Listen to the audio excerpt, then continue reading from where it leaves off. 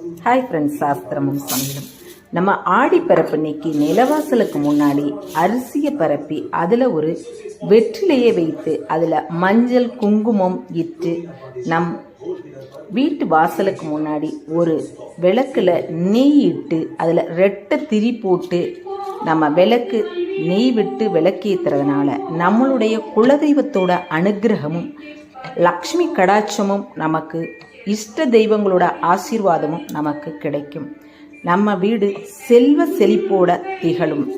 இந்த தீபத்தை ஏற்றுறதுனால ஆடி மாதங்களில் அரிசி பரப்பி இப்படி நிலவாசலுக்கு முன்னாடி நம்ம ஏற்றுறதுனால நம்ம என்ன வேண்டுதல் வச்சு நம்ம நிறைவேற்றி அந்த வேண்டுதலுக்காக நம்ம இதை பண்ணுறோமோ சகல வித செல்வங்களும் நமக்கு கிடைக்கும். நம்ம குடும்பம் சுபிட்சமாகவும் சந்தோஷமாகவும் இருக்கும். இப்படி ஒரு வழிபாடு பண்ணுறது எல்லோரும் அவசியம். தேங்க்யூ.